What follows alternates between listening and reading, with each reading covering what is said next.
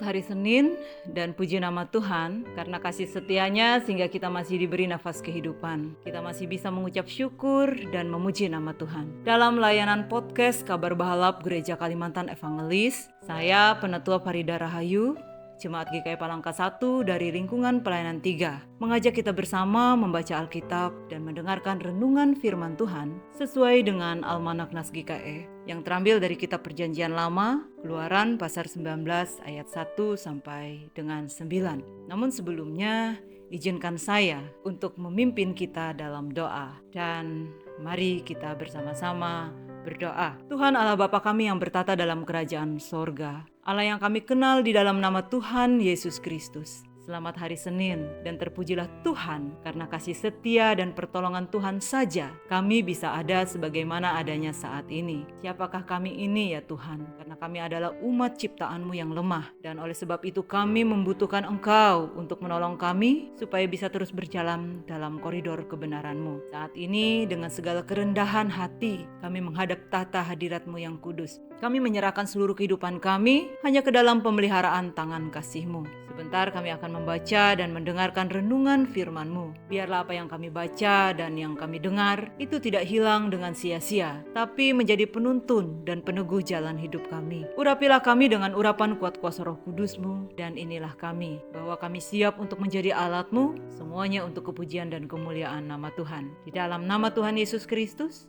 semua kita yang diberkati Tuhan mengatakan amin, amin, amin. Keluaran pasal 19 ayat 1 sampai 9 dengan judul Tuhan menampakkan diri di Gunung Sinai. Pada bulan ketiga setelah orang Israel keluar dari tanah Mesir, mereka tiba di padang gurun Sinai pada hari itu juga. Setelah mereka berangkat dari Rafidim, tibalah mereka di padang gurun Sinai. Lalu mereka berkemah di padang gurun. Orang Israel berkemah di sana di depan gunung itu. Lalu naiklah Musa menghadap Allah, dan Tuhan berseru dari gunung itu kepadanya, "Beginilah kau katakan kepada keturunan Yakub dan kau beritakan kepada orang Israel. Kamu sendiri telah melihat apa yang kulakukan kepada orang Mesir, dan bagaimana aku telah mendukung kamu di atas sayap Raja Wali dan membawa kamu kepadaku. Jadi sekarang, jika kamu sungguh-sungguh mendengarkan firman-Ku dan berpegang pada perjanjianku, maka kamu akan menjadi harta kesayanganku sendiri dari antara segala bangsa, sebab akulah yang empunya seluruh bumi. Kamu akan menjadi bagiku kerajaan imam dan bangsa yang kudus. Inilah semuanya firman yang harus kau katakan kepada orang Israel." Lalu datanglah Musa dan memanggil para tua-tua bangsa itu dan membawa ke depan mereka segala firman yang diperintahkan Tuhan kepadanya. Seluruh bangsa itu menjawab bersama-sama, "Segala yang difirmankan Tuhan akan kami lakukan." Lalu Musa pun menyampaikan jawab bangsa itu kepada Tuhan. "Berfirmanlah Tuhan kepada Musa, sesungguhnya aku akan datang kepadamu dalam awan yang tebal, dengan maksud supaya dapat didengar oleh bangsa itu apabila aku berbicara dengan engkau, dan juga supaya mereka senantiasa percaya kepadamu." Lalu Musa memberitahukan perkataan bangsa itu kepada Tuhan. Haleluya.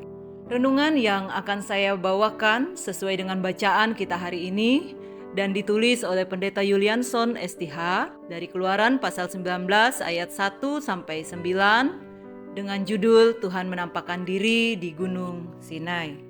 Kitab Keluaran menceritakan tentang bagaimana Allah peduli kepada umatnya saat mereka berjalan di padang gurun di sekitar Gunung Sinai. Melalui Musa, Allah telah memberikan 10 perintah dan hukum-hukum lain untuk memimpin kehidupan umat Israel sebagai bangsa pilihan yang khusus bagi Allah. Musa menjadi tokoh sentral di dalam kitab Keluaran. Di Gunung Sinai, Allah berbicara kepada Musa dan memberinya pesan untuk disampaikan kepada umat Israel. Allah menyatakan dirinya dalam asap dan api kepada Musa dan juga orang Israel di Gunung Sinai. Allah memberikan Musa tanggung jawab untuk memimpin umat Israel dalam perjalanan ke tanah perjanjian, yaitu tanah Kanaan yang Allah janjikan kepada Abraham dan juga keturunannya.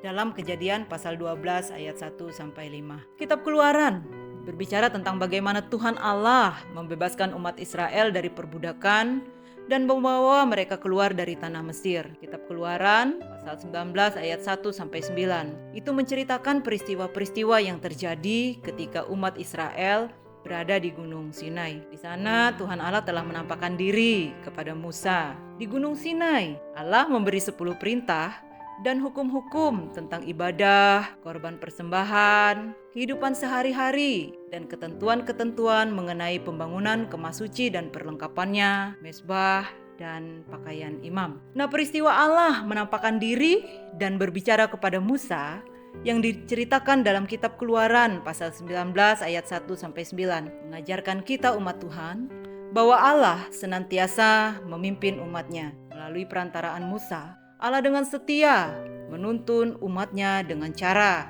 memberi petunjuk tentang segala sesuatu yang harus mereka kerjakan di dalam kehidupan mereka sebagai umat pilihan Allah. Allah menghendaki umatnya untuk sungguh-sungguh mendengarkan perkataannya dan berpegang pada perjanjiannya. Bisa kita lihat dalam Keluaran pasal 19 ayat yang kelima. Nah, Allah berbicara kepada Musa bahwa akan menjadikan bangsa Israel kerajaan imam dan bangsa yang kudus yang sudah kita baca dalam Keluaran pasal 19 ayat yang ke-6. Dari hal ini, orang percaya belajar dari ketekunan seorang Musa yang tidak mudah menyerah dalam perjalanan panjang dan tentunya tidak mudah. Disinilah kita dapat melihat kesungguhan Musa dalam menjalankan perintah Allah untuk memimpin dan membebaskan bangsa Israel dari perbudakan di tanah Mesir. Pelajaran bagi kita orang percaya, jadilah umat Tuhan yang selalu rindu untuk mendengarkan firman Tuhan dalam kehidupan kita. Sebab dari firman Tuhan, orang percaya dapat mengenal apa yang menjadi kehendak Tuhan untuk dikerjakan dalam kehidupan orang-orang percaya. Amin. Demikian pembacaan Alkitab dan renungan firman Tuhan untuk kita pada hari ini. Jangan lupa like, komen, dan share, serta subscribe channel YouTube ini. Tuhan Yesus memberkati.